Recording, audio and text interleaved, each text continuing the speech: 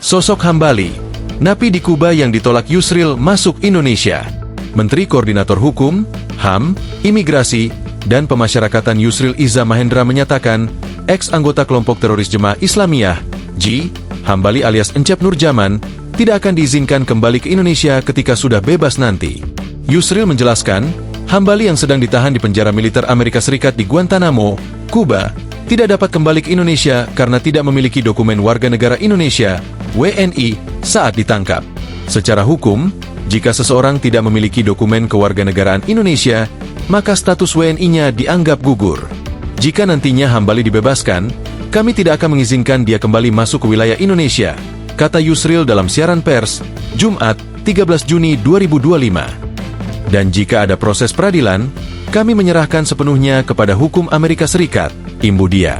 Hambali yang memiliki nama asli Nurjamah alias Encep bin Isamuddin lahir di Cianjur, Jawa Barat, pada 4 April 1964. Dia pergi ke Malaysia secara ilegal setelah lulus SMA.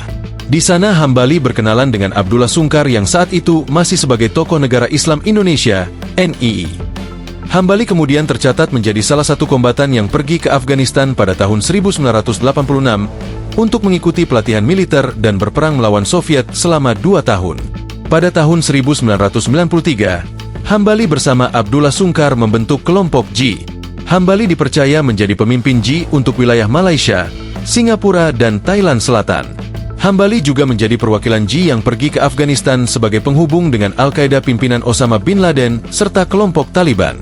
Dia menerima fatwa yang kemudian dijadikan sebagai dasar aksi teror ketika memimpin J di Indonesia selepas kepengurusan Sungkar.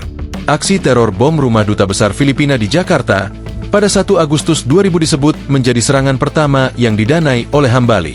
Ia kemudian disebut terlibat dalam aksi teror bom di Atrium Senen pada 2001. Hambali kemudian turut terlibat sebagai otak atau aktor intelektual dari aksi teror bom Bali pada tahun 2002. Tak berhenti di situ, mantan Wakil Kepala BIN Asad Said Ali menyebut Hambali juga terlibat dalam aksi teror bom Marriott di 2003. Kemudian aksi teror bom kantor Kedubes Australia tahun 2004. Selanjutnya bom Bali 2 pada 2005 serta terakhir bom Hotel Marriott dan Ritz-Carlton pada 2009.